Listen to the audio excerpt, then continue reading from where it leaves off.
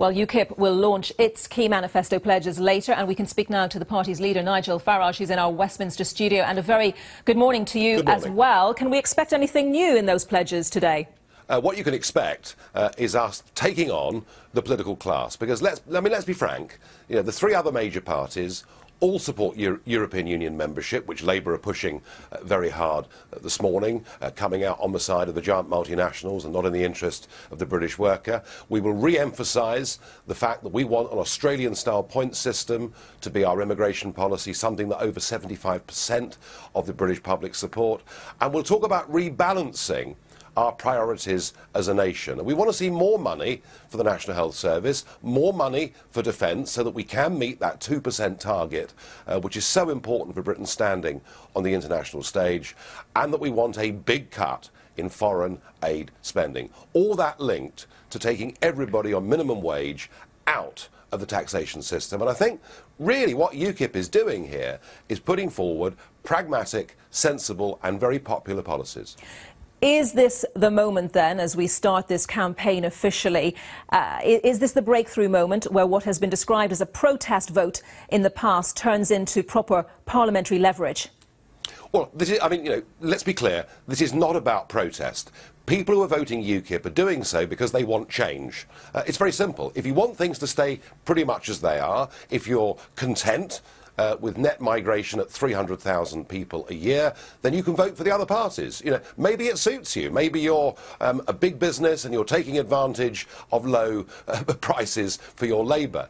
But if you think things need to be shaken up, if you think there is really the time now to have a different argument about Britain's place in the world and how we run our own affairs, and actually to prioritise the British people and to start putting British workers first. If that's what people want, they'll vote for it. So every vote for UKIP will be a positive vote, an affirmation that we've got the right way forward. We saw how Nick Clegg and the Lib Dems capitalised on the debates last election. How big a factor do you think those will be for you in this campaign?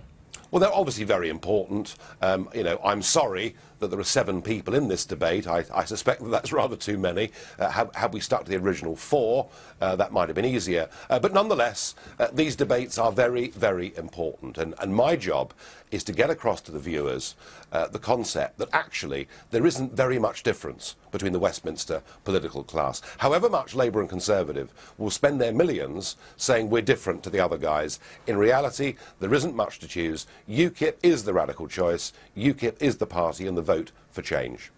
But to go back to that question about whether this is the election, the breakthrough moment, how confident are you?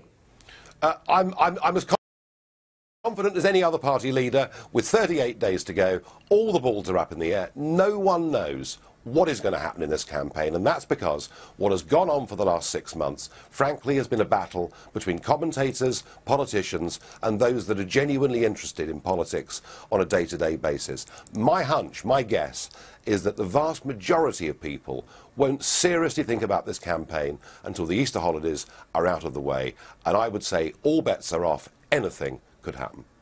OK, Nigel Farage, thank you very much. Thank you.